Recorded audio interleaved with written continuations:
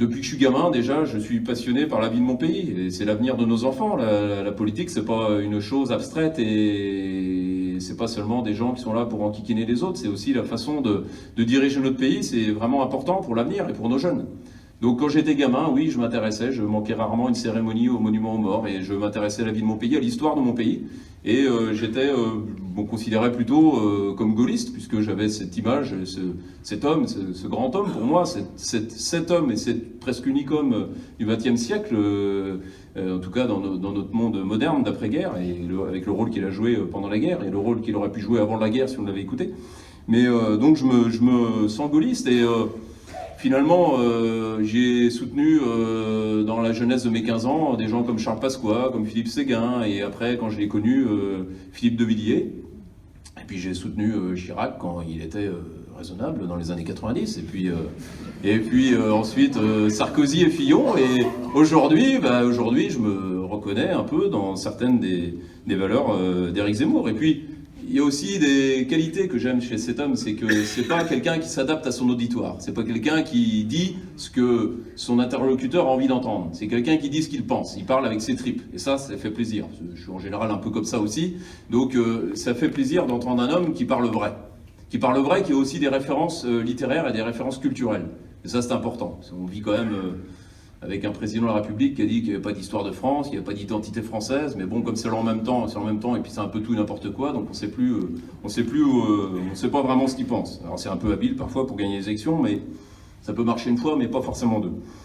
Et puis, c'est quelqu'un qui n'a pas d'idées changeantes. Alors, je vous parlais de moi, je vais essayer d'être court aussi. Je suis agriculteur dans le civil depuis que j'ai 21 ans, et je suis un des derniers à avoir effectué mon service militaire ici à Fontevraud. Et j'ai servi dans le 500e régiment de chars de combat, un régiment qu'avait commandé le colonel de Gaulle en 39 et notamment en 40 à Montcornet. Donc, et comme je suis maire de Noyant-Village et qu'il y a une ancienne abbaye que je vous invite à aller visiter à Denzé-sous-Lude, où fut apporté un morceau de la vraie croix en 1248. Et cette vraie croix qui est devenue, je ne vais pas vous faire l'histoire, en général, ils s'inscrivent dans la durée. Et c'est des engagements en faveur de mon pays, en faveur de ma commune, en faveur de la ruralité. Et mes lignes de conduite sont la liberté, l'indépendance d'esprit, la souveraineté, le rayonnement de notre pays et de ses provinces. Qu'est-ce qu'on est bien dans le Saumurois, qu'est-ce qu'on est bien en Anjou, avec la Loire, son patrimoine, ses châteaux, cette nature, ce tourisme, ces entreprises, ce vin. Et on a envie de faire goûter ça à nos amis de passage, mais aussi et surtout de transmettre ça à nos enfants. Et c'est ça qui est important, et je pense que s'il y a beaucoup de gens qui sont ici dans cette salle ce soir, c'est aussi pour cet esprit de transmission. C'est vraiment important. Et enfin, je dirais que l'engagement public, c'est un des devoirs à faire. Et quand on est, comme moi, enfant d'une mère patrie, comme vous tous, le moindre des devoirs, c'est que quand sa mère est en danger, c'est d'aller la protéger et de tout faire pour la défendre et la sauver. Donc voilà, modestement...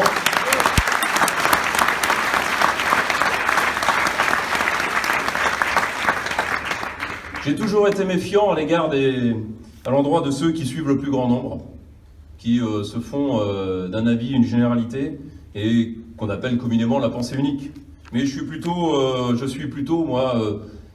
suis les engagements qui me semblent plutôt justes, qui me semblent logiques, qui me semblent honnêtes, qui me semblent équilibrés et dans l'intérêt de mon pays et des Français. Donc oui, nous avons une civilisation et oui, nous avons une culture à laquelle nous sommes attachés. Et voilà, on est attachés. Moi, dans ma commune, il y a des dolmens. Je suis attaché aux dolmens parce qu'il y a mes ancêtres qui ont vécu là. Alors, peut-être pas mes ancêtres directs, mais enfin bon, voilà. Et après, on est évidemment attaché à ce qui a fait notre pays, cette culture qu'on a souvent tendance à dire gréco-latine, romaine, et puis évidemment avec l'apport du christianisme qui est quand même important dans notre pays, même si aujourd'hui certains veulent le nier. Il y a un fait, il y a des choses qui sont factuelles qu'on ne peut pas nier. Donc voilà, c'est comme ça. Et c'est une évidence que la République aujourd'hui est laïque aujourd'hui, mais la France a des racines chrétiennes et c'est important de les préserver.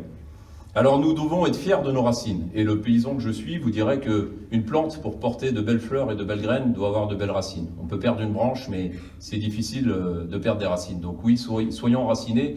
Les deux amis socialistes de ma commune, qui représentent 4%, je préfère le rappeler encore, m'ont dit que j'étais un homme qui avait des valeurs ultra-conservatrices. Et oui, je leur ai dit que oui, c'était bon d'avoir des racines et de savoir puiser dans le sel de notre terre. Ce qui nous permet de nous élever vers le ciel, c'est quand même c'est quand même quelque chose d'important pour moi. Et c'est quelque chose que j'ai envie de transmettre à mes enfants.